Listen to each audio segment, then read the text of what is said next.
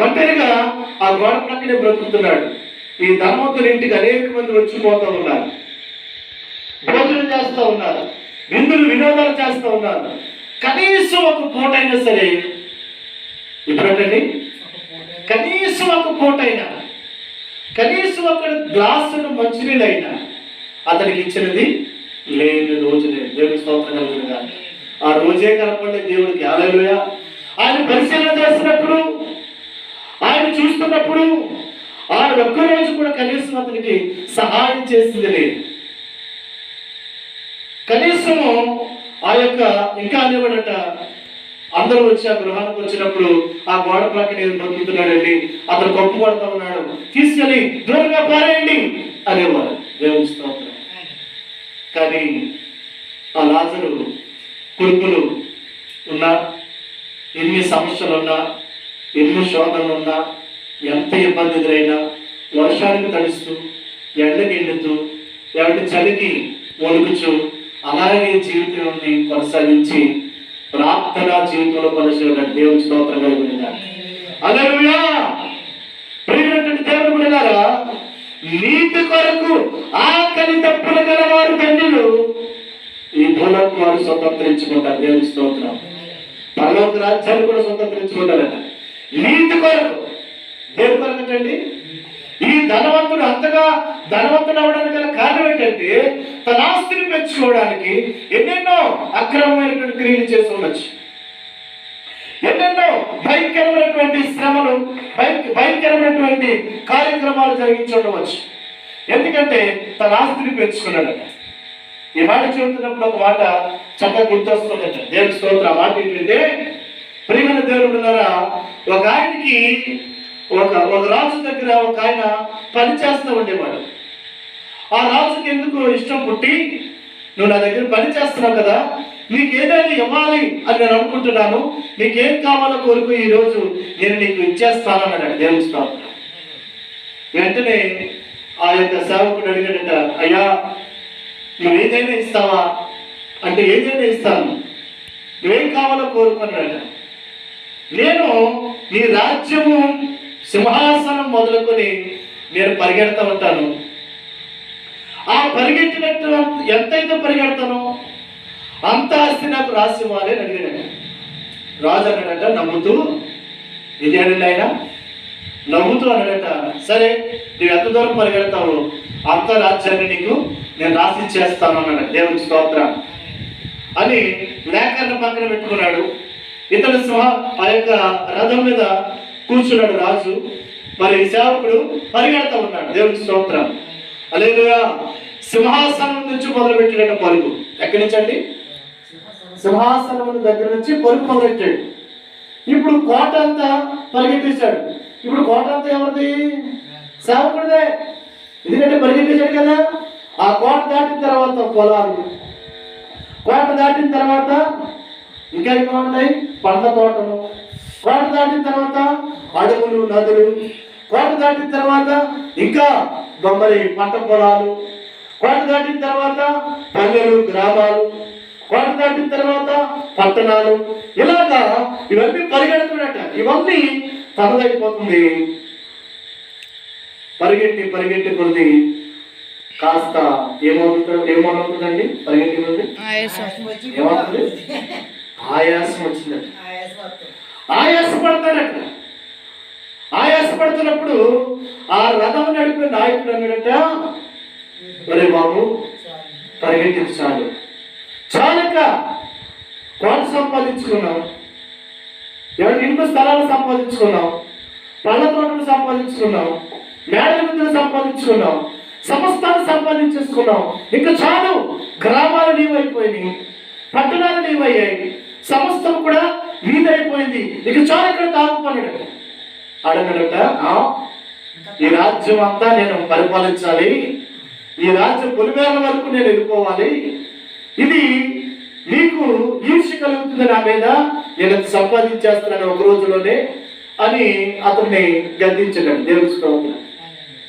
కానీ విచిత్రం ఏంటంటే, ఆయాస పడుతున్నా సరే వీడు ఎన్ని గ్రామాలు పరిగెడుతున్నా, ఎన్ని పండ్ల తోటలు పరిగెడుతున్నా, ఎన్ని ఇండ్ల స్థలాలు పరిగెడుతున్నా, ఎన్ని మెట్టలు గొట్టలు పరిగెడుతున్నా, ఎన్ని ప్రాంతాలకు పరిగెడుతున్నా, మరి రాజు ఆ కుర్చీలో కూర్చొని నవ్వుతూనే ఉన్నాడు. దేవుని స్తోత్రం కలుగుతాడు. హల్లెలూయా. రాజుని ఆ యొక్క రథం నడిపే నావికుడు అంటున్నాడు, అయ్యా అంత పరిగెడుతున్నాడు ఇతను, అవన్నీ ఇతనిది అయిపోతున్నాయి కదా, నీ కనీసం చెత్త లేదంటే, లేదయ్యా అతనికి ఇస్తానన్నారు కదా, ఇచ్చేస్తాను అతనికి, నాకు శిరోభారం అయిపోయింది ఇదంతా, కాబట్టి అతనికి ఇస్తాను, అతను చక్కగా పరిపాలిస్తాడేమో, మంచిది పరిగెట్టని, అతను పరిగెడతానంటాడు కదా, పరిగెట్టని అని చెప్తే నవ్వుతూనే సమాధానం ఇచ్చాడు. దేవుని స్తోత్రం. వీడికి ఇంకా ఆయాసం వస్తుంది. ఆయాసం తర్వాత ఏమొస్తుంది? దగ్గు. ఆయాస పడుతున్న తర్వాత దగ్గు ఏర్పడుతుంది. ఆ దగ్గుతున్నప్పుడు కూడా అడిగినట్టు, అరే బాబు ఇంకా పరిగెత్తింది చాలు అన్నాడట. దేవుని స్తోత్రం. ఆ దగ్గుతూ ఆయాసపడుతూ ఊపిరి స్థితిలో తీసుకోవాలని స్థితికి వచ్చి ఒక చోట గొప్ప కూలి చనిపోయాడు. దేవుని స్తోత్రం. రాజు వెంటనే కిందకి దిగి అతను నాడిపట్టిని చూశాడు. శ్వాస ఆడటం లేదు. అయితే ఆ లేఖని కిందకి దింపి, నీ దగ్గర కొలబద్ద ఉన్నాయా అని అడిగాడు. అంటే టేప్, ఆ టేప్ ఉందన్నాడు. అతను ఎంత పొడవున్నాడో కొలవన్నాడు. దేవుని స్తోత్రం. ఎంత పొడవున్నాడండి? 6 అడుగులు ఉంటాడు, అంతే కదా. 5 అడుగులు అనుకోండి, 6.5 7 అడుగులు ఉండొచ్చుకోని. దేవుని స్తోత్రం. హల్లెలూయా. ఆ నడుగులు కొలిచి ఆ స్థలం దగ్గర పోయి తిన్నాడు. ఆ స్థలం దగ్గర అతను పాతి పెట్టేసి ఒక బోర్డు పెట్టాడట రాజు. ఏమన్నాడంటే, ఇతను పరిగెత్తిన పరుగుకి ఇతను పొందుకున్న ఫలితం ఎంత అంటే 6 అడుగుల నేల అన్నాడు. దేవుని స్తోత్రం కలిగిన. హల్లెలూయా. ఎంతండి అంత పరిగెత్తే లోకంలో 6 అడుగుల నేల కావాల్సింది మనకి, అంతే. దేవుని స్తోత్రం. హల్లెలూయా. ఇది సత్యం. ఇది కాదనడానికి వీళ్ళు, నీకైనా నాకైనా మనందరికైనా. కాబట్టి ప్రేమటువంటి దేవుడు బిడ్డలారా, ఈ ధనవంతుడు ఆ సత్యాన్ని మర్చిపోయాడు. ఆ సత్యమును మరిచి ఏం చేస్తున్నట్టండి? విలాసవంతమైన జీవితాన్ని జీవించి ఆ సత్యములో ఉన్నటువంటి విలువలేమిటి, అసలు నేను ఎందుకు జన్మించాను, ఎందుకు జీవించాను, దేవుడు అందరికంటే నాకు ఎందుకు ఎక్కువగా ఈ ఆస్తిని ఇచ్చాడు, ఈ ఐశ్వర్యం ఇచ్చాడు, ఈ ఘనతనిచ్చాడు, ఈ లోకంలో ఏం చేయాలి అనేటువంటి ఆలోచన మర్చిపోయాడు. దేవుని స్తోత్రం. హల్లెలూయా. ఏమి జ్ఞాపకం పెట్టుకున్నాడు? ఎక్కువగా విందులు, వినోదాలు, ఏమండి గంతులు వేయడం, ఇంకా రకరకాల పనులను చేసేవాడు. దేవుని స్తోత్రం. అవన్నీ చెప్పుకుంటే చాలా ఉన్నాయి. కాబట్టి ప్రియమైనటువంటి దేవుని బిడ్డలారా, తన జీవితం అంతా కూడా విలాసవంతమైన జీవితం. వస్త్రాలు, ఏ వస్త్రములండి? ఉదారంగు వస్త్రాలు, సంతపు నార వస్త్రాలు, పట్టు వస్త్రాలు, రకరకాల బట్టలు, రకరకాల కాస్ట్యూమ్స్, రకరకాల మరి ఆ యొక్క వస్త్రధారణలు చేత ఆకర్షణీయంగా కనబడుతూ రకరకాల పట్టు పరుపులపై నిద్రపోయాడు. కానీ ఒక దినాన అతను చనిపోయాడు. ఆ గోడ ప్రక్కనే ఎంగులు మెతుకులు ఏరుకు తిని కుక్కలు వచ్చి కురుపులు నాకుతుంటే ఆ కురుపులు వచ్చి పురుగులు కూడా వచ్చేసి ఉండొచ్చు కులకులమని, వాటిని కూడా దోక్కరాని స్థితిలో ఉన్నాడు. అక్కడే పడి మరి ఆ గోడ ప్రక్కనే మూలుగుతూ దేవుణ్ణి ఆరాధిస్తూ ఉండేవాడు. దేవా నీకు స్తోత్రం అని. హల్లెలూయా. ఏ రోజు కూడా దేవా నాకు ఇంత దీన స్థితి నాకు ఎందుకు ఇచ్చావు అని దేవుడు ప్రశ్నించలేదట. ఏ రోజు కూడా దేవా నాకెందుకు ఈ పరిస్థితిని ఏర్పాటు ఇచ్చావు, నాకెందుకు ఈ జీవితాన్ని ఇచ్చావని దేవుడు ప్రశ్నించలేదు. దేవా నిన్ను మహిమపరచడానికి ఇలాగ నన్ను పుట్టించావా, నీకు స్తోత్రం అని చెప్పేవాడట. హల్లెలూయా. ఎంగిలి మెతుకులైన చేతితో పట్టుకుని ప్రార్థన చేసేవాడు. కానీ వాడి ప్రేమల మీద ఉన్నటువంటి ఆహార పదార్థాలు ఏమన్నా కనీసం దేవా ఇవి నాకు ఇచ్చావు, ఇవి దేవుడు వల్ల నేను పొందుకున్నాను అనేటువంటి మాట ధనవంతుల నోట రాలేదు. ఎంతసేపు న్యాయధీశులు ఏమన్నాడట?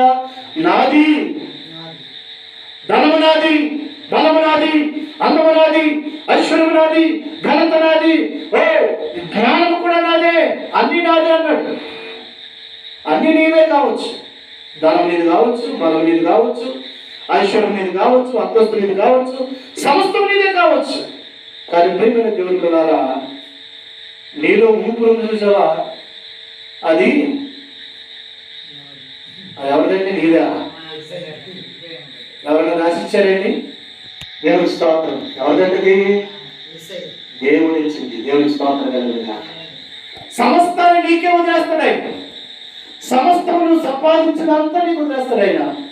కానీ ఏదైతే నీకు ఇచ్చాడో అది తీసుకుని మాత్రం వెళ్ళిపోతాడు. దేవుని స్తోత్రం కలిగిన అదేంటంటే ఊపిరి. ఊపిరి దేవుని దగ్గరకు చేరవలసింది. తాను దయచేసిన దేవుని దగ్గర వెళ్ళిపోవాల్సింది. అదే తీసేసుకున్నాడట రాత్రి. ఒక ధనవంతుడు అయితే మరి ఆ సమస్తాన్ని వదిలిపెట్టేసి 6 అడుగుల నేలలో పాతి కట్టబడ్డాడు. దేవుని స్తోత్రం. ఈ యొక్క లాజరుని మరి కుక్కలు విడిచిపోయినట్టుగా ఇచ్చిపోయారు. కాలు తాటినట్టు మున్సిపాలిటీ కొట్లో పెట్టిపోయారు.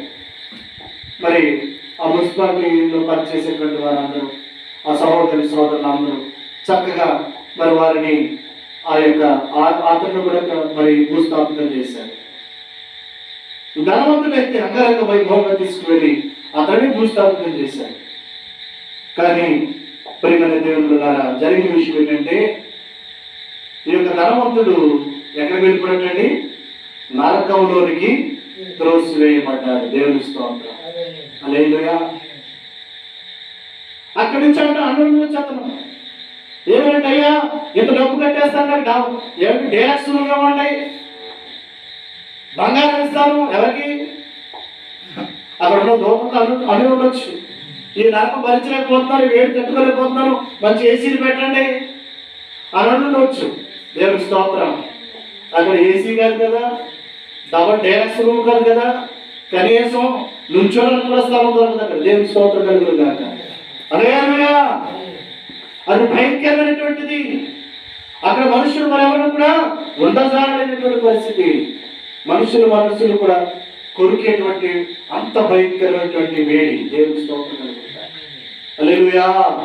రొమ్ములు కొట్టుకొనొచ్చు, రోధిస్తూ ఏడ్చేటువంటి స్థలం అది. అక్కడ తప్పించేవారు మరెవరు కూడా లేరు. తప్పించేవారే లేరు అక్కడ. ప్రియమైన సహోదరి సహోదరులారా, ఈ యొక్క లాజరు అయితే మరి దేవుని సన్నిధిలో ప్రశాంతతను పొందుకున్నాడు. అబ్రహాము గుడి పార్శ్వమున ఆనుకొని కూర్చున్నాడట. దగదగా మెరిసిపోతున్నాయి. అతనికి ఉన్నటువంటి కురుకులు ఒంటి మీద లేవు.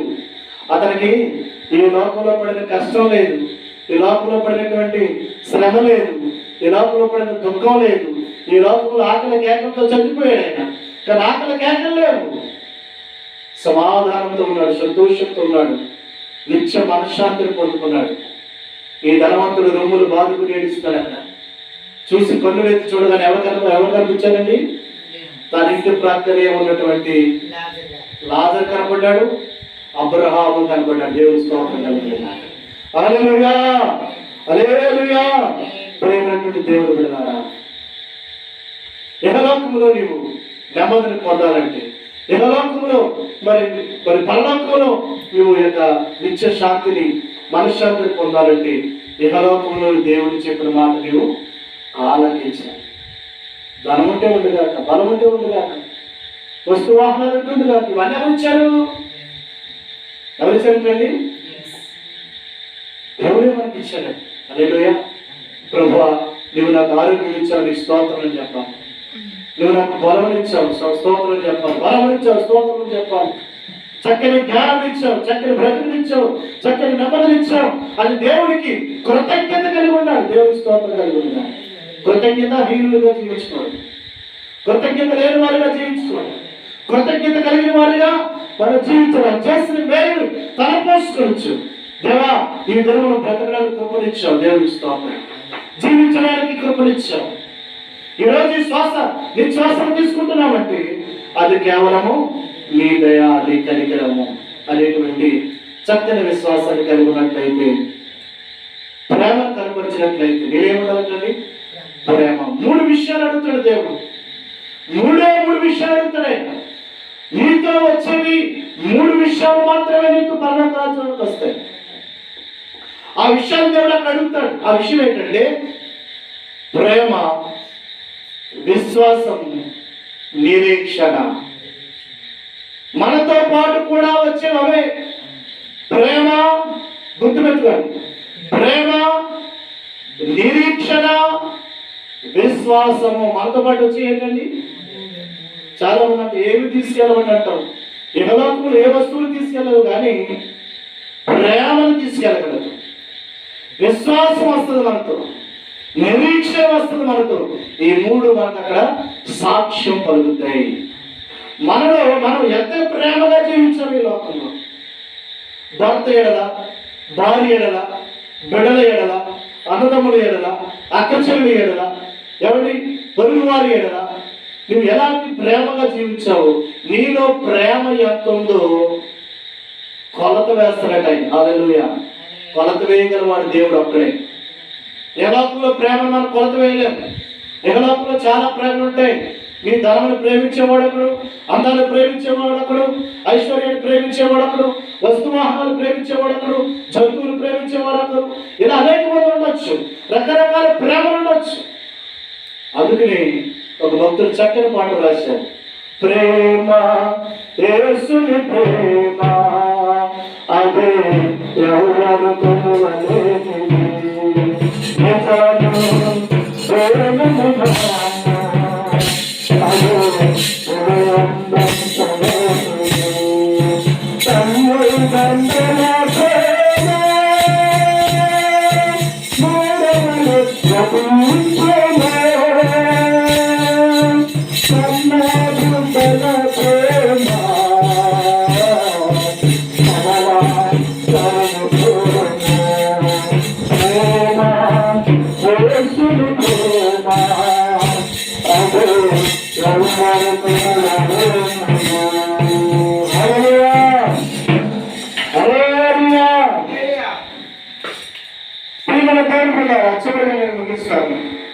ఇంకా చాలా చెప్పడానికి మరి వాక్యం ఉంది, కానీ సమయం మనకు కొంచెం సంకుచితం ఉంది కనుక కొద్ది మాటలుగా కొంచెం రెండు మూడు మాటలు చెప్పి ముగించేస్తాను. దేవుని స్తోత్రంగా. అదేవిధంగా దేవుడున్నారా, ఆ యొక్క ధనవంతుడు అడుగుతున్నాడు, అయ్యా అబ్రహామా, నీ ప్రక్కన కూర్చున్నటువంటి వ్యక్తి ఎవరైనా మా ఇంటి ప్రక్కన, మా గోడ ప్రక్కని ఎవరిని దరిద్రుడుగా, హీనుడుగా బ్రతికినటువంటి ఆ లాజరుకి అక్కడ స్థానం ఇచ్చావు, నాకంటే ఇది నరకంలోనికి స్థానం ఇచ్చావు. అయినా సరే ఒక పని చేయాలయ్యా. ఏంటో పని? నీ దగ్గర ఉన్నటువంటి లాజరు చిటికిని వేలు నీటిలో ఉంచి పట్టుకొచ్చి నా యొక్క నాలుగు పైన వేయమని చెప్పి ఏ రోజైనా లాజరు నిలిచాడా? కనీసం అయ్యో పక్కన బ్రతుకుతున్నాడే, చలిలో వణుకుతున్నాడే, ఆహారం లేక జీవిస్తున్నాడే, చనిపోయే స్థితికి వచ్చేసాడే, కనీసం ఒక పూట భోజనాన్ని పెట్టాడండి, కనీసం ఒక దుప్పుడే తన వాడేసి వదిలేసిన దుప్పుడైనా ఇచ్చాడు. పోనీ దేవుడికి స్తోత్రం కలుగుతుందా. తనకున్నటువంటి వాటిలో గొప్ప చూపించుకున్నాడు, కానీ తన లాజరును కనీస ధర్మాన్ని మర్చిపోయాడు. దేవుని స్తోత్రం. హల్లెలూయా. కనీస ధర్మాన్ని ఈ లోకంలో నువ్వు మర్చిపోకూడదు. నీలో ప్రేమ ఉంటే ఆ ధర్మం నీలోనికి వస్తుంది. నీలో ప్రేమ లేకపోతే ఆ ధర్మం నువ్వు చేయలేవు. హల్లెలూయా. హల్లెలూయా. ప్రమాణాడు దేవుని పేరట ఎవరైనా నీ గృహాల దగ్గరికి వస్తే, మళ్ళా చెప్తున్నాను, ప్రభువు పేరట ఎవరైనా నీ గృహం దగ్గరికి వస్తే వారికి కనీసం బుక్కడి చన్నీలైనా, ఏమనుకున్నాడైనా, బిర్యానీ పెట్టుకున్నాడా? అవకాశం ఉంటే బిర్యానీ పెట్టు, అవకాశం ఉంటే భోజనం పెట్టు. నీకు అవకాశం లేకపోతే బుక్కడి చన్నీలైనా ఇచ్చి పంపించు. దేవుని స్తోత్రం కలుగుతుందా. ఎక్కడ పొందుకుంటామంటే ఫలము, అమ్మా చెప్పండి, ఎక్కడ? పరలోకములో నీకు ఫలం వస్తుంది. దేవుని స్తోత్రం. కనీసం ఇప్పుడు మంచినీళ్ళు కాదు కదా, కనీసం నువ్వు ఇలా చెయ్యి గుప్పుడు వెప్పకపోతే మరి నీకు పరలోకం ఎలా వస్తుంది అని అడుగుతాడు ప్రభు. అక్కడ ఆ ధనవంతుడు అక్కడ మారు మనసు పొందాడు. ఎక్కడ? నరకంలో పొందాడట. చూసి చూడకున్నాడు కాబట్టి నమ్మలేదు అనుకోండి. అక్కడ స్వయంగా చూసి ఇప్పుడు మారు మనసు పొందుతున్నాడట. ఏమిటంటే, అయ్యా నా బతుకు ఎలాగ అయిపోయింది, నా జీవితం ఎలాగ అయిపోయింది, నా పరిస్థితి ఎలాగ అయిపోయింది. అలాగైతే ప్రభువా ఇదిగో తండ్రి, మరి ఆ యొక్క లాజరు దుక్కడి చన్నీళ్ళు అడిగాను కానీ, ఆ చిటికిన వేల గురించి నాలుగు మీద పెట్టమన్నాను కానీ, మరి అక్కడికి ఇక్కడికి రావడానికి చాలా అగాధం పట్టొచ్చునని చెప్తున్నావు. అయితే నాకు ఒక చిన్న సహాయం చేసి పెట్టిన ఆయన అన్నాడు. ఏమిటా సహాయం అడిగారు ప్రభువా? నాకు 5 అన్నదమ్ములు ఉన్నారండి, నాలాగే జీవిస్తారు వాళ్ళందరూ కూడా. దేవుడికి స్తోత్రం. హల్లెలూయా. నాలాగే సుఖపడిపోయారు వాళ్ళందరూ, నాలాగే జీవిస్తున్నారు వాళ్ళందరూ కూడా. సుఖానికి బానిసలైపోయి కూర్చున్నారు. ఇంత శ్రమ ఉందని, ఇంత కష్టం ఉందని, ఇంత వేదన ఉందని, ఈ నరక బాధ ఉందని వారికి నేను నిజసత్యాన్ని చెప్తాను, ఒక్కసారి అని పంపించండి అంటే. దేవుడికి స్తోత్రం. హల్లెలూయా. ఒకసారి పైకి వచ్చేసిన తర్వాత మన శరీరం ఏమైపోతుంది? మరి పట్టుపరుపు మీద నిద్రపోయాను, మంచి ఇల్లు కట్టుకున్నాడండి, పట్ల మంచం, ఏ మంచం అంటది, టేక్ మంచం రోజు ఉంటుంది. ఆ మంచి మంచం మీద మరి కొన్నాళ్ళు ఉంచండి, తర్వాత తీసుకెళ్దామని అంటారా? అమ్మ చెప్పండి, అలా అంటారా? చనిపోయి ఊపిరి అలా పోయిన 5 నిమిషాలకే బయట చావిట్లోకి వచ్చేస్తాం. హల్లెలూయా. ఇక ఇప్పుడే